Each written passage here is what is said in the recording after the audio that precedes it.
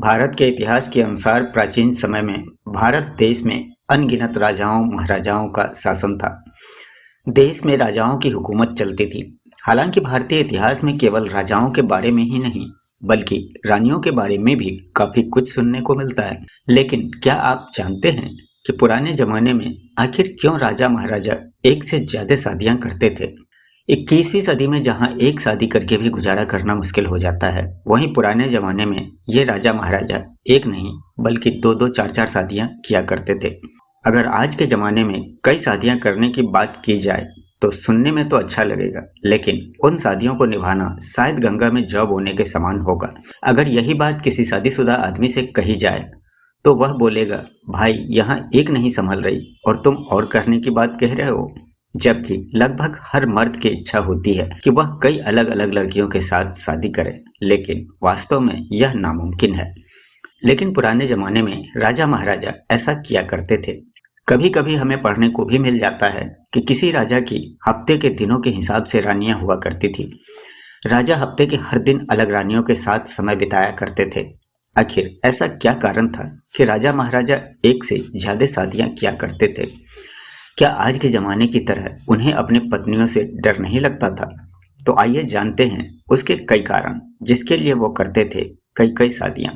इनमें सबसे बड़ा कारण यह है क्योंकि राजा महाराजा हमेशा किसी राज्य या कुनबे के मुखिया होते थे, तो उनके लिए आर्थिक तौर पर कई शादियां कर लेना कोई बड़ी बात नहीं थी। वे अपने लिए एक से ज्यादा शादियां करने के खर्चे को उठा सकते थे। दूसरा कारण यह था कि राजा महाराजा राज्य के सबसे बड़े पद पर होने के नाते उन्हें राज्य की जो भी लड़कियां पसंद आती थी उन्हें वे शादी का प्रस्ताव दे देते थे। क्योंकि वो राजा होते थे तो उन्हें किसी प्रकार का भय नहीं रहता था कि कोई क्या कहेगा। उनका जिस भी लड़की पर दिल आता था वो अपने प्रभाव से लड़की को शादी करने के लिए मजबूर कर ही देते थे, चाहे यह बात लड़की को पसंद हो या ना हो। लड़की को शादी करनी पड़ती थी। लोग अपने आप को खुशनसीब मानते थे कि राजा ने उनकी लड़की पसंद की है। अगर राजा ने उनकी लड़की से शादी कर ली तो राजवाड़े में कुछ पद मिल जाएगा जिससे कि वो अपनी गुजर बसर अच्छे से कर सकेंगे। यही कारण था कि एक से अधिक शादियां राजा लोग आसानी से कर लेते थे। तीसरा सबसे बड़ा कारण यह था कि उस समय में क्योंकि राजा ही राज का संविधान और कानून होता था, तो महिलाओं को ऐसे अधिकार ही नहीं दिया जाता था कि वो शादी के ऐसे प्रस्ताव के खिलाफ जा सकें। उस समय का समाज ऐसा था कि वो राजा को ही अपना सब कुछ मानते थे। वही पुराने समय में राजा महाराजा एक दूसरे की देखा देखी भी कई शादियां कर लेते थे। एक दूसरे राजाओं के प्रतिस्पर्धा रहती थी कि कौन कितनी शादी करता है और उसकी कितनी सुंदर रानियां होती है। यही कारण था कि धौंस जमाने के लिए भी बहुत से राजा बहुविवाह किया करते थे। राजा महाराजा अपने राज्य के मालिक होते थे और वो अपने राज्य में सर्वोच्च शक्तिमान होते थे। यहाँ यह बात स्पष्ट कर देना आवश्यक है कि सभी राजा महाराजा विलासितापूर्ण जीवन नहीं व्यतीत करते थे और कुछ राजा महाराजा तो वास्तव में संपूर्ण मानव जाति के लिए एक आदर्श होते थे। इस परिप्रेक्ष्य में राजा महाराजा विलासिता के लिए अनेक स्त्रियों से संबंध रखते थे। उनकी विवाहित रानियां अलग अलग होती थी जो स्वयं पृथक महलों में रहती थी और अकूत धन आभूषणों की स्वामिनी भी होती थी तथा राजा के वंश को आगे चलाने के लिए युवराज व राजकुमार पैदा करती थी। प्रमुख रानी को पटरानी कहा जाता था। उक्त रानियों के अतिरिक्त राजाओं महाराजाओं का रनिवास या हरम भी होता था, जिसमें कभी कभी तो हजारों की संख्या में उपरानियां होती थी जिनका कार्य राजा को सुख पहुंचाना रहता था। वे राजा का विभिन्न प्रकार से मनोरंजन करती थी और उनके साथ रहती थी।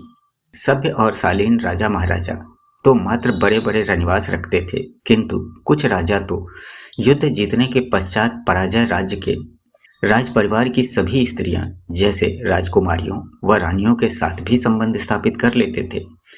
दीवान जर्मनी दास की प्रसिद्ध पुस्तक महाराजा में राजाओं महाराजाओं के विलासितापूर्ण जीवन का विस्तृत वर्णन उपलब्ध है। तो आखिर प्राचीन समय में क्यों करते थे ये राजा एक से ज्यादा शादियां? एक से ज्यादा शादियां करना राजाओं का शौक था या फिर मोहब्बत? बहरहाल एक से ज्यादा शादियां करना राजाओं का शौक था या उनकी मोहब्बत, ये तो हम नहीं कह सकते। लेकिन हम आपको कुछ ऐसे राजाओं से जरूर रूबरू करवाना चाहते हैं जिन्होंने एक से कहीं ज्यादा शादियां की हैं और जिनके शौक काफी अजीबोगरीब थे। तो चलिए अब आपको हम इस जानकारी के बारे में विस्तार से बताते हैं। सबसे पहले हम यहाँ भरतपुर के महाराज किशन सिंह के अजीबोगरीब शौक की बात करते हैं। आपको जानकर हैरानी होगी कि राजा किशन सिंह ने एक या दो नहीं बल्कि 40 शादियां की थी। वहीं अगर हम उनके इस शौक की बात करें तो उन्हें तैराकी का बहुत ज़्यादा शौक था।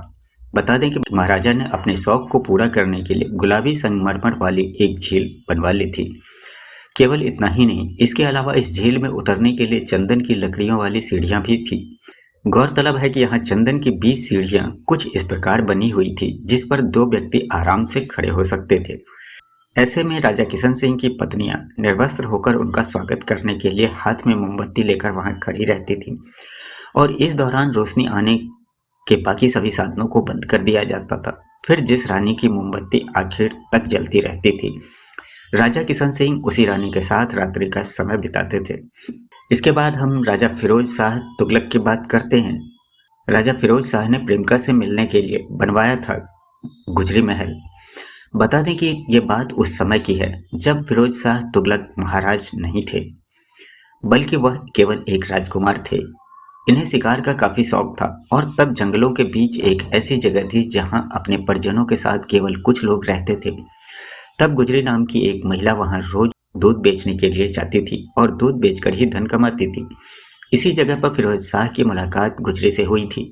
यहाँ तक कि गुजरी से मिलने के बाद फिरोज शाह उनके प्यार में दीवाने हो चुके थे और गुजरी उनकी प्रेमिका बन चुकी थी। फिर जब फिरोज शाह ने गुजरी को दिल्ली दरबार में एक सम्मानजनक स्थान देने की बात कही तो गुजरी ने इस प्रस्ताव को मानने से इनकार कर दिया। इसलिए फिरोज शाह ने गुजरी से मिलने के लिए हिसार में एक किले का निर्माण करवाया और खुद के लिए एक गुजरी महल बनाने का आदेश दिया। हालांकि फिरोज शाह ने गुजरी से प्रेम करने के बावजूद भी अपने जीवन काल में बहुत सी शादियां की थी।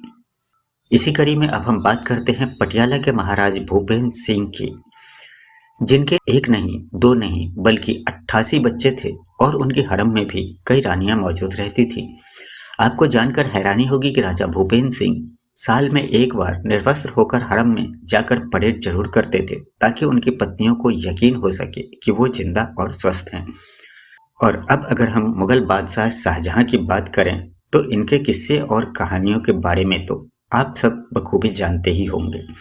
जी हाँ, शाहजहां अपनी पत्नी मुमताज से इतना प्यार करते थे कि उनकी याद में ताजमहल तक बनवा दिया था। मगर आपको जानकर ताज्जुब होगा कि अपने 14वें बच्चे को जन्म देने के दौरान मुमताज की मृत्यु हो गई थी और तब मुमताज की उम्र महज 39 साल की थी।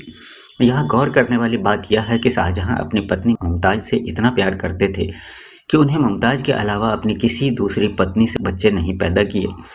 ऐसे में लगातार बच्चों को जन्म देने के कारण ही मुमताज को कई गंभीर समस्याओं का सामना करना पड़ा था और इसी वजह से अंततः उसकी मौत हो गई। हालांकि मुमताज की मौत के बाद शाहजहां ने न केवल अपनी कजिन से शादी की बल्कि 8 शादियां और भी की थी।